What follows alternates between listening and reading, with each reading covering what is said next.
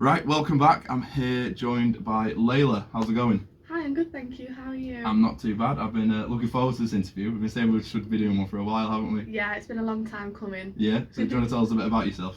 So, I'm Layla. I'm currently a student at University of Hull. I'm studying physiotherapy. I'm second year. I'm also on the cheerleading team and I compete in pageants as well.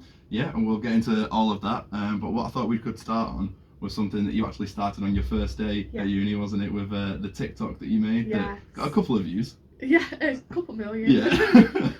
Yeah, I know, that was such a big shock. So when I was moving to university, I thought I'll make a nice little TikTok just to kind of capture the day. Didn't really think anything of it. It was more just as a memory really for me.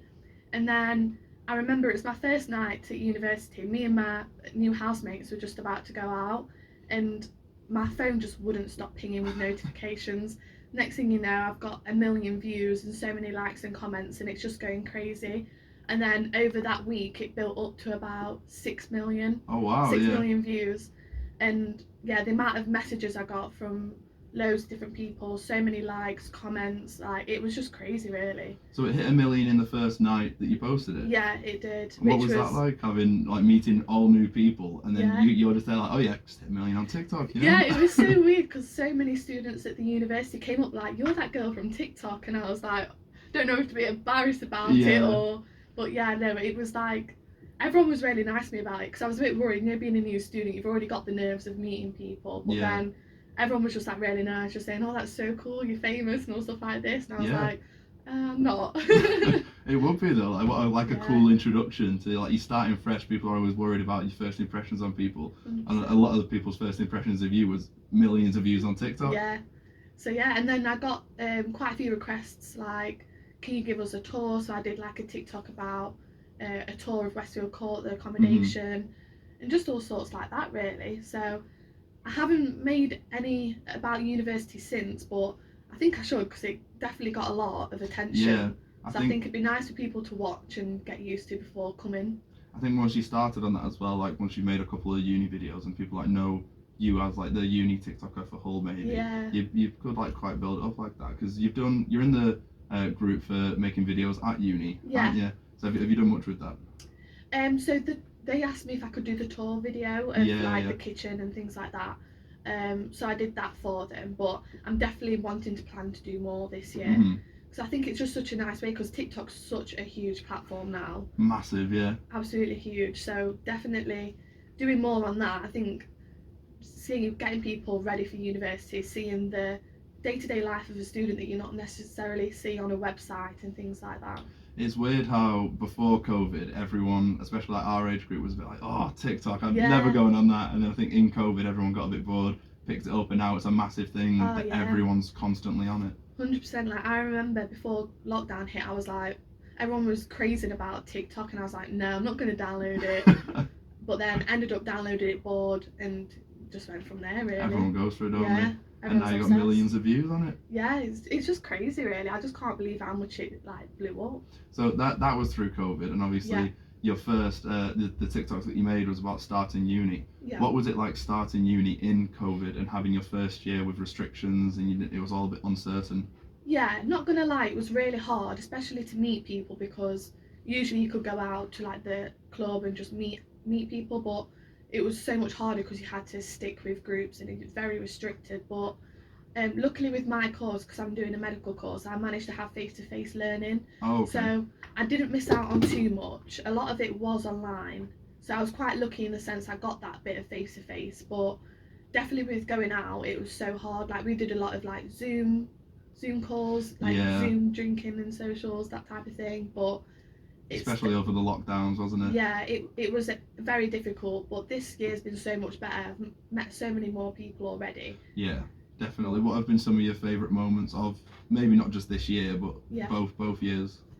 Both years. It's probably just like, I became really good friends with my housemates, like we all get along so well. It's like all the funny memories with them. Yeah. And then obviously being on cheer, I absolutely love it. Like, we do the training every week, and then we do the socials every week as well, and it's just a really fun way just to live that student nightlife that everybody talks about, really. Do you think it's important to get involved with like either a sports team or a society when you come to uni? Yeah, 100%, because that little bit is like your hobby type of thing, so you meet people with similar interests to you, and it just kind of just helps you meet more people, keeps your social life going, and like Wednesdays are like the best days of the week. Aren't they? Yeah, they Yeah. are. So Asylum gets way too forward much to. hate. Yeah. I think it's the best night. Yeah, I absolutely love a Wednesday. That's my favourite part of the week. I look forward to, just because you've got your little social with your group, then you all come together. And everyone's always wearing all these differently weird things. What's been your favourite social theme? Oh gosh, I'm trying to think what we've done. I mean, we've done all sorts, like cowgirls. Mm-hmm. That was a really good one. We did cops and robbers with the football lot. That was a really good one. Mm-hmm. We do like pub golf. Oh, pub golf's a great social. I absolutely love pub golf. So yeah, probably like I like all of them. I think the joint socials are better. Yeah. Just because you're with more people and it's a bit funnier. And you said you've done one with football, yeah? Yeah, with football, American football. But I know we've got a lot more planned this year, especially in preparation for tour as well. So yeah, are you going on tour? Yeah. Do you want to explain what tour is in case anyone doesn't know? So tour is for sports teams of the university and other universities around the country. So you all go to Croatia for a week, and it's just like a week-long party holiday resort type of thing, really. So yeah, looking forward to that in April. But one of the things that you're getting back into now is pageants, isn't it? So how did you originally get started with that, like getting into the world of pageantry? Yeah, so when I was 13, I did a talent show back at home. Mm-hmm. And there's a programme called Miss Mansfield back at home. So I'm from the area of Mansfield. Mm-hmm. And all along they've had an adult representative. So you go, you compete, you get the title, and you use that platform to make appearances around your community, fundraise, all that type of stuff. Right.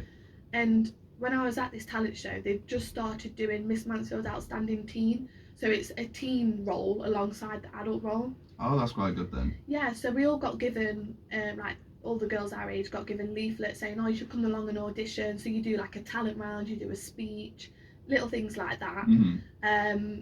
So I went and auditioned, and then I think there was 19 of us that got through to the final, and I think I was the second youngest there because I was only 13. Yeah, that's quite a young age. Yeah, it was like 13 to 17, I believe. Right. So on the night, you do a lot of preparation. So because we did like an opening number, dance routine, and then you do your talent, you do like your fashion walk, your evening gown walk, with like your big prom dress type of thing. You have an interview with the judges, which is the most crucial part, because you're explaining to them why you deserve this role, what you're fundraising for, all that type of stuff. Yeah. So yeah, I got to the final, competed. I ended up coming third.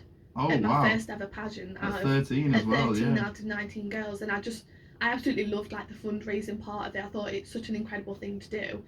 So that kind of driven me to go for it again.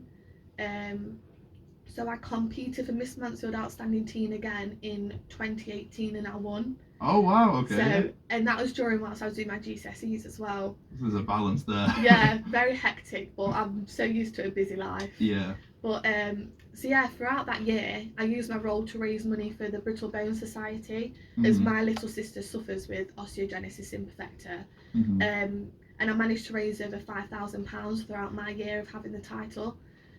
So yeah, it was absolutely incredible, and I managed to do so much in the community, managed to go to so many different events involved with like the Rotary Club and things like that. So it was just an absolutely fab opportunity, being able to build your confidence, do some fundraising, and just meet so many new people through it. Yeah, you must be like really proud of that, especially helping a charity that's so like close to home, and £5,000 for that.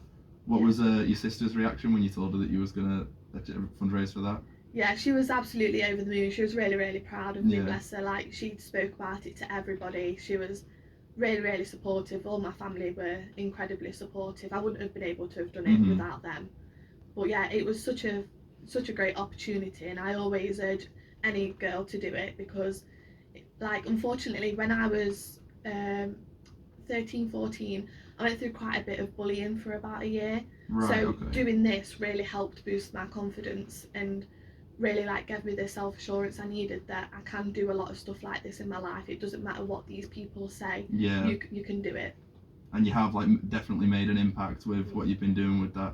And I think I'm glad that to hear like a lot of it has taught you to like tune them out. And I think a lot of the time, just getting older as well and doing things like this, it helps you learn that all these people that are like bullying you and like hating and things like that, is they just need to like be silenced. You just need to kind of ignore them and just get on with your own thing. Definitely, the best thing to do is just focus on yourself, ignore them, and do things that are going to make them talk. Like doing this Miss Mansfield stuff, that made them talk, but in a positive way, because I've done something amazing there. Yeah, it's hard to talk negative about you doing this. Yeah, it's kind of like a karma, really, that no matter how much people try to bring you down, you can really do amazing things. Definitely. So it seems like you've done a lot already. But what are like the next steps? What's next for you in the pageantry world? Yep. So at the moment, I've currently got the title of Royal Nottingham Miss 2022. So this August, I'm going to be competing in the Royal United Kingdom Miss pageant. And it's very much similar to Miss Mansfield. It's just obviously national, so it's a lot bigger. So for that, I'll be doing a lot of fundraising, attending events, things like that. But on the actual final day, I'll be doing interview, which is, like I said, is the most crucial part, because that's where they get to know you and if you're suitable for that role. Right. Because you're representing at the end of the day, so you've got to be a positive role model. And then again, you do like a fun opening round, but a lot of it's on the fashion wear and the evening gown round. So yeah, I'm really excited. And if you win the title, you get to represent the UK in Florida, America next year at the international pageant. Oh, so it takes it another step. So I mean, it would be absolutely incredible to have the opportunity, but for now I'm just focusing on hopefully getting this national one, putting in as much work, appearances, fundraising as I can, just to really try and taking it one step at a time with it. Definitely. What's the level of pressure like in something like that? Even like not thinking about too far ahead with going to Florida next year with the winner. What about just this coming up in August? What's the pressure like with that? Yeah, I mean, everybody in the pageant community is so lovely and supportive, and our director of the Royal UK pageant, she's so lovely and supportive as well. Like, she doesn't put any pressure on you to do these fundraising and appearances. She said, obviously it's a good thing to do with your title, because it shows you being proactive and you getting started with that, showing that you're a suitable candidate for it. But there's no pressure to do it. It's more your own choice, and a lot of it does come down to the final day, like how you're doing your interview and things. That is what 100% of the thing is based on. It's all based and judged on the day. But it's definitely good just to get started earlier with your title, get doing things, get your name out there, just showing that you are doing these things in the run-up behind the scenes to prepare you for the role. Yeah, I imagine even though it all comes down to what happens on the day, everything that's in the build-up all builds towards and helps you all on that day, and none of it will, or hopefully none of it will go unnoticed, because it sounds like you're doing a lot of hard work for it. Oh, thank you. Yeah, I'm definitely just trying to get lots planned. But yeah, a lot of it's just preparation for the big final in August. Yeah, and are you looking forward to it? Yeah, I'm so excited. Just because that national level is so different to just, obviously when I did Miss Mansfield, that was just a community-based one. But this nationally is going to be so huge. But I'm excited and ready to take it on. Oh, good. Well, all the best for it. Thank you. I thought that we could close off on playing a bit of a game that I introduced called Fact or Fake News. Okay, so I'm going to give you a statement that I found online, and you have to tell me if you think it's true or false. Okay. Cool. Right, okay, so they're just very randomized statements. The first one is the shortest commercial flight in the world is only 57 seconds. You know what, I'm going to say that's true, because they could take off and then because of the weather have to stop. True. It is true, you are right, for a different reason though. Oh, right. It's an actual like scheduled flight between two of the islands in Scotland. I think it's West Tray and Papa West Tray. Oh, I never Something heard like of that. Okay, so one point, it's out of three. You were at one so far. The second one is elephants can taste with their feet. Oh gosh. I'm going to say fake. And you're right, you are right. Oh, yes. The statement I found for it was that they can actually hear with the feet by like pressing them down, and they can like feel vibrations and stuff, something like that. Very random. Yeah. Okay, so 2 for 2, and this one is a bit of a scientific one. Oh gosh. Kind of. So an adult's blood vessel could circle the world's equator 4 times if laid out end to end. True or false?